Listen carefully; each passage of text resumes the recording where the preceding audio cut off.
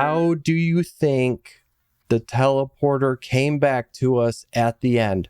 Where did that teleporter come from? And here are some options that I've thought of, like Medion could have done it as like a last thing.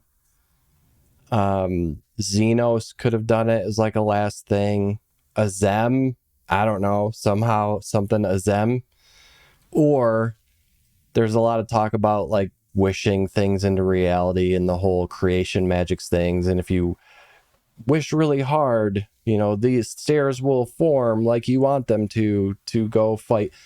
So did like we wish it into reality, or something I haven't thought of? What do you think? I kind of like the idea it was Xenos. Yeah, that's a good one. Yeah, for sure. That would at least partially fix the whole like I'm mopey Xenos because I lost. Like, yeah. Yeah, I agree with that. It was probably Lalafels. Always Lalafels. Lalafels, yeah. Those darn Lalafels. Or the Loporets from, and not the current ones. What's the one from Final Fantasy IV? What was their name? The Loporet that was in Final Fantasy IV, his name was Naming Way. Yeah, what was their name? Naming Way. Naming Way. Yeah, it was Naming Way from Final Fantasy IV that sent that teleporter back through. That would be dope. Nice. What if it was Vana? Or Hydaelyn? Could have been. She's pretty far removed, but could have been. Yeah, it could have been something. Like her spirit. Floating around in the ethereal sea. I feel like the way it works is when you're in the ethereal sea, you're not really mindful of things, but then you get like pulled out and I don't know. It most certainly it could have been the crew. I mean, it's really never spoken, but they kind of did show up at the Endsinger trial. Mm-hmm. Yeah. So who's to say that they couldn't have thrown the remote to you, you know, whether it's off the ship or... That's like the most low rent version, just like, here you go. Maybe it was Yoshi P. Yeah. Yeah, Yoshi P. It's definitely Yoshi P. But I don't even think we need to talk about it anymore. It's definitely Yoshi P. It very well could have been Yoshi P and his team of Lalafels. Yes. Yeah. It's always Lalafels. They're evil and sneaky. I am going with, until I'm proven wrong, we wished it into existence. Because we had that little Azem crystal thing, and, you know, it allowed us to use kind of creation, weird summoning. It was kind of a, what's the word? What's that, where you've got something in a movie that's only purpose is to do its one job, like the knife in the new Star Wars movies. What's the word? MacGuffin. The MacGuffin. So I feel like the Azem crystal is kind of a MacGuffin, like it can do whatever the plot needs it to do. Yeah. So my guess, like I said, until I'm proven wrong, is we wished it into existence. Like, oh man, I wish I could get out of here. Bloop. Oh, there we go. Right. Hoping and wishing and having faith. Mira, what are you going with? Man, I don't know. I really like the wish it into existence. I like that one, and I like the crew, and I like Yoshi P with Lalafels, and my brain can't decide. Yeah, that's probably the best one. And again, just going back to the other point, like that's just the beauty in it. Some things they just leave up to you. Part of what I was wondering... Did they seem surprised when you show back up? I thought they did. Yeah. Part of why I was wondering if maybe it was Xenos as well is because I've really felt like they wanted to add him into the Scions in some way, and that might be like a good segue into doing that.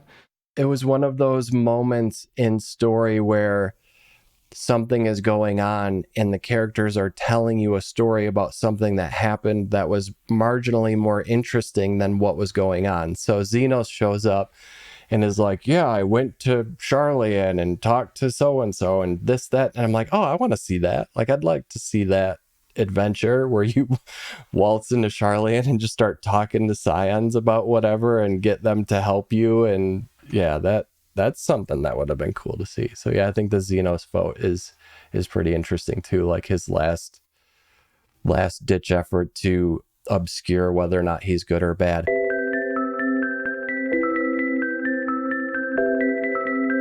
All right, let's talk about our rankings. So we've got Shadowbringers and Endwalker. Well, I'll go in order. We've got A Realm Reborn, Stormblood, Heaven's Word. Actually, I did that wrong. A Realm Reborn, Heaven's Word, Stormblood, Shadowbringers, Endwalker. Did I do that in order right that time? I think I did. We've got all the storylines and expansions. Let's go ahead and rank them. Have each of us rank them from your least favorite to your favorite. Who would like to go first? Sure, that works. All right, cool. So my rankings ARR, Stormblood, Heaven's Ward, and then it's real tough, but I'd have to put Shadowbringers and then Endwalker, just because of the emotion. Very good. Very good. I think we all go through it and then we can discuss, right? So who would like to go next? I'll go next. I would go Realm Reborn, Stormblood, Heaven's Sword, Endwalker, and then Shadowbringers is the best one. Very good. Mira? All right. I would go Realm Reborn, Stormblood, Heaven's Word, Shadowbringers, Endwalker.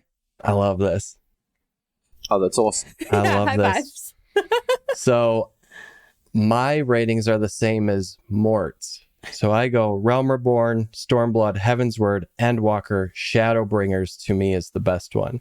So I love that we have a pair on each side. And really, we've agreed on everything up to the last two, right? So half of us have Endwalker as the best and half of us have Shadowbringers. So, but who would like to talk about kind of why their top is higher than their second? I can start. I have a similar opinion because you were talking earlier when you were saying kind of how much darker Shadowbringers was, and I'm in the same boat where I really like that. And so like I loved how messed up Vothri was. Like that whole arc was awesome. I think that's what really puts it over Endwalker for me. Endwalker's still really good, but I think I was just so emotionally invested in Shadowbringers and like how much you dislike the villains. Like I was absolutely stoked to kill Vothri. I'll piggyback off that since we have the same ratings.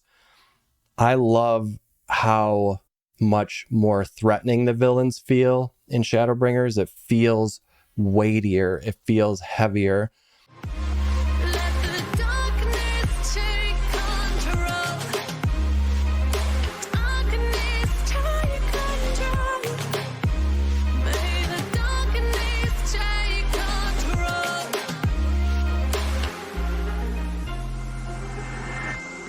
Take me in small, breathe me in and let me go. Sink to your heart to find you. I also feel that, and Mira talked about this earlier, is that the story was very consistent all the way through. There weren't the ups and downs we have in Endwalker. There weren't the, any of the like retcons or weird stuff with Zodiark. Like it was rock solid all the way through. And I would recommend anyone who loves Final Fantasy XIV take a little bit of time, whether you have to go to an inn or you've got a movie player at your house in the game, go back and watch some of the cutscenes from the different expansions. I've watched recently some from Heaven's Word, the End Nidhogg stuff, and I've watched a lot of the Shadowbringers one. More like you were saying, I watched all the Vothri stuff. I watched all the End Emmett Selk stuff, and then I went back and watched the Endwalker stuff again too, even though that one was pretty fresh. And to me, I just felt that Shadowbringers was, it was a different feel. There was a little surrealism there. There was more darkness. And at the end of it, I felt more excited when the sky would open up and turn dark. I felt more excited when I beat Hades than the counterparts in Endwalker, where I beat Hydaelyn or I beat Medion, that type of thing. So I don't know. To me, I thought Shadowbringers was the better of the two. However, they were both excellent. Mira, Rez, I'll us let Rez we're go wrong. first. Go ahead, Rez. It's real tough. There was amazing points in Shadowbringers, but it was more emotions, I think, in Shadowbringers of yes, or like, this is awesome. And in Endwalker, it was actually like feeling things, like feeling like it was more than a game, I think, at certain points. And just being the ending of everything, I feel it was really beautiful. So I think in giving Shadowbringers a lower rating, it's just because, to me, Endwalker's not complete yet. Mm-hmm. You kind of have to look at it, well, you don't have to, but the way I look at it would be 4.0 to 5.0. Yeah. 4.0 to 5.0 as far as, patch cycles. You can't, I feel personally that it's unfair looking at 5.5 to 6, 5.0, in the future, and then kind of comparing that to the second Shadowbringers patch. But to me personally, all the way up to Hades compared to all the way up to Endsinger, it's definitely Endwalker. So at this point in time, that's why I rated Endwalker higher than I did Shadowbringers. Yeah. I'm trying to think of what happened after Hades that might like sway.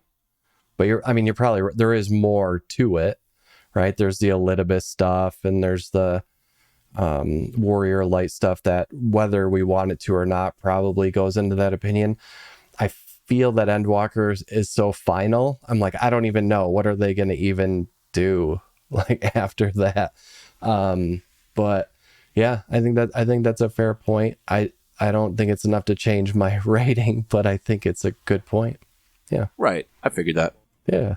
The other thing that really ups Shadowbringers above it for me was, I loved the idea that they sort of flipped the usual narrative on its head, where like you can do too many like good things and overflood a planet with light, as opposed to like it's usually, you can never do too many good things, but you actually see it in that Shadowbringers case completely destroy a world. I thought that was such a unique idea. That was part of why I catapulted it over as well. Yeah, I thought that it was so different to anything that I had played at all. Just surreal is the best word I can come up with. Whether it was Yulmore and Vothri, and just how twisted everything was there. And like you said, the Sin Eaters, to having Emmett Selk be the main villain, but you still wanted to be his friend, even though he was terrible and doing terrible things. One of my favorite quotes is when he's like, someone says to him, I think it might be Y'shtola or something, it's like, you've killed millions of people. And he's like, you are imperfect, shattered beings. You are not people, in my opinion. It's like, whoa, that's hardcore, but I'd still hang out with you. It's quite the balance. He also said in one of the end scenes, you can go back and watch it, but he says he's lived 1,000 lives, and he says he's even sired children, which I didn't remember. And I noticed that when I went back and watched it, I'm like, he had kids. I wonder if one of them could be the true identity of one of the 12. And I'm like, oh man, that's probably too far. But like, what if? You never know. They like to tie things back. I just I'm like, I wonder who his kids are. So on that point, Miro, tell us why you liked Endwalker versus Shadowbringers. The emotion of the friends. And it's not our main core group of friends. They're fine. I like them, but they're like a 7. Graha Tia is probably a 10 for me. I really like him, but it was the storyline in Elpis of Hythlodaeus and Emmett Selk that just closed it for me. I just really connected with them. I wanted to be the full of them, going and adventuring with them, and it just helped me even imagine that. And I'm like, this is the coolest thing ever. I love this. And it was the emotion of that team. And then having them come back at the end, to kind of help save us was just amazing. And then I kind of come up with my theory of where things are going, and wanting to play as the full of Zem and see all these places that we're going to be going, and I want to adventure with those 2 characters because they're my favorite, and I like them so much that it made Endwalker my favorite game, and all the emotion of it was just extremely well done. Even though up to some points it was a little bit of a slower burn, it was okay for me because of the emotions. Now, these are like 2 of my favorite games of all time. So it's like picking between your 2 very favorites, because Shadowbringers is also an amazing game and I loved it. Take me up small, breathe me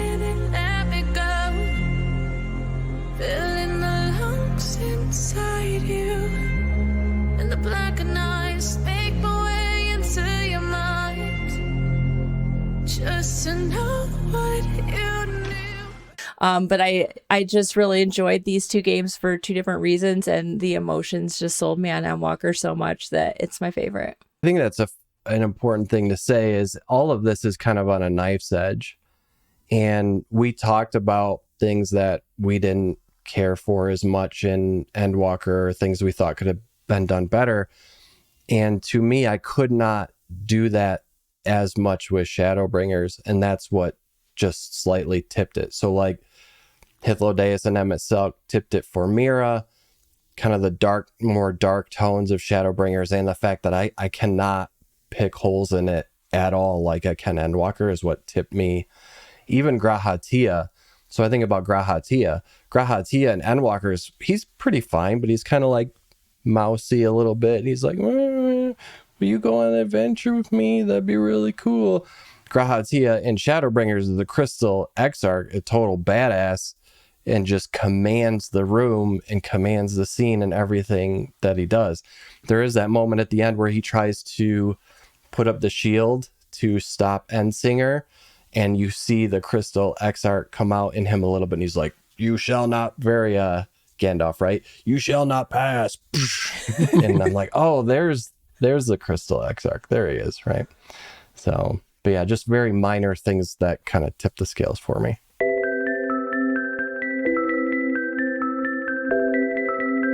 And I think we owe a huge thank you to Square Enix for putting forth this type of content for us to enjoy. And they've been doing this for a long time. I mean, wow, think of how much work and effort and story crafting and, programming went into both of these games. It's really, really impressive. Yeah, and really beyond Square Enix, it's kind of the team, the Yoshi P and Final Fantasy XIV team, I think are significantly different. I hate to say it, but I think they're significantly different than even just Square Enix as an entire entity. Because if you look at some of the other things that have been more controversial or have happened with Square Enix, the Final Fantasy XIV team is like the best. They're just don't know a development team that listens to fans as much. Don't know a development team that when mistakes do happen, they do everything they can to make it right. Just interacts with people. I don't know. It's really cool to see. And I think that resonates down through the entire community. I think they set the tone, and that's why the Final Fantasy community is so positive, is they set the tone and we kind of follow in their wake. And I love it. And that's why we're all here talking now, because we have met through, well, except for Mira and I didn't meet through Final Fantasy XIV, but the rest of us have all met, through this amazing game. Yeah, for sure. Yeah. Anyone else want to sing praises of Final Fantasy XIV before we stop recording? I do. Yay. We love you. Okay. Yeah, I really think just the community interaction that they have is like completely unreal. I can't think of another company that even comes close. Like Yoshi P's media tour leading up to Endwalker, like he met with not only like really big streamers like Asmongold, but he was like appearing on as many streamers like shows as he could for like little like full hour-long segments. He was, having people come try out Endwalker. It was crazy to see the level of community interaction they had. And it really does have a positive impact on the game as a whole. 100%. I guess we got to start streaming. Yeah, we got to get Yoshi P. Hang out with Yoshi P. It's funny, I've got components actually behind me to build a second computer so I can try to get into all that, because it seems to be the way of the future. Yeah. Rez, you're the only one left, man, to sing his praises. So this is kind of like a special game, I think, in the fact that MMOs are special on their own, where you can connect with real people. And I mean, you can do that on some other games too, but there's not many games out where you could sit with your free company members by an actual, I guess not actual, but a pixelated campfire and talk about real things, like out on the front lawn of the free company house. I thought that I knew what community was in WoW when I played, and there was some special times, and I'm not going to sit here and say that there weren't. Yeah. But I feel like the times in this game are much more meaningful. And I would totally chalk that up to player housing. I think player housing really 100% drives home the point of family in some kind of way. You know, there's people in the same free company all the time that just never interact. But every time you come to a free company house, if your free company is active, there's always somebody new or people you haven't seen in a few days that, you know, people are always just kind to each other. And that's not something that you get everywhere else. Right before the holidays, I ran around my neighborhood where my house is, and I went to everyone's house that had a message book, and I left them little, like, you know, happy holidays, blah, blah, blah. And I got a ton of responses back, and some people even found me on Twitter, which is amazing because I'm not really on Twitter, and said that, you know, happy holidays, and they appreciated it. So yeah, there are things in the game that are required to bring people together, and they're not always the things that people like, but I'm so grateful that Square Enix has the courage to keep those things in place, like the housing. I think is a big example of that. And if the housing was different, maybe you could have some of those experiences within the free company, but you wouldn't have the neighborhood experience that I just described. I haven't had this type of experience, not even close, since EverQuest many years ago. And the reason it worked in EverQuest was you had to find groups on your own. Like, you had to interact with people in order to progress. Now, today, that would not stand. People would flip out if, like, there weren't party finders and all that. But I feel that Square does a really good job of striking that balance of, look, there are some of these things you're going to have to interact with other people. You're going to have to, you know, do this to have a house. You're going to have to do this to beat this one dungeon or trial or whatever. And I think just that light little go talk to somebody makes all the difference in the world, to your point. So it also gets me excited for the farming that is hopefully coming soon. Yeah, the farming's going to be sweet. It's going to be, what's the Harvest Moon? It's going to be like Harvest Moon, whole new game. How many completely different games are there in this one game? It's incredible. Triple Triad, or, you know, even gardening now, or crafting or gathering, or the Minion War at the Verminion, casino. The one no one Mahjong. I consider myself a pretty big fan. Yeah, the one that no one does. Yeah, what can I do? Mort, are you a Mahjong player? No, I'm not. I did do some Chocobo stuff for a while, though. I did too. I did some racing and at least leveled up the Chocobo to be somewhat helpful when the expansions come out. It's funny. It's like the one time everyone's got their Chocobo out is when leveling is actually a thing in the game. Yep. Well, listen, everyone, I so appreciate you joining me for this discussion. I will say it right now. I hope this is maybe something we could consider doing again if everyone's on board. I think this is valuable, and even if 4 people watch it, I thought it was fun. So first, thank you, Mort, for joining. It was a pleasure meeting you and speaking with you. And like I said, I hope we get to do it again. Everyone, go to the description of this video, go to the MurdyMort YouTube channel, hit the subscribe button. If you don't, I will be very sad, but you will also be sad because you will not be able to get through the dungeons and trials as easily as you could if you subscribe to the channel. So go do it right now. Help me, help Mort get to that 1,000 number, because looking at his content, he deserves it. And I just mean that, honestly, 100%. He deserves to have way more subs. I think I do too, but that's a whole nother discussion. Go subscribe. Rez, thank you so much for joining us as well. It was great having you on. Hey, thanks so much. Yeah, man. Yeah, nice to meet you too.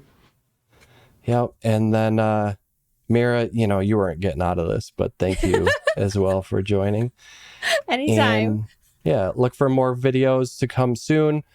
Next big ones we've got coming out. So there's a huge glamour dresser and glamour plate one I'm working on that features Mira.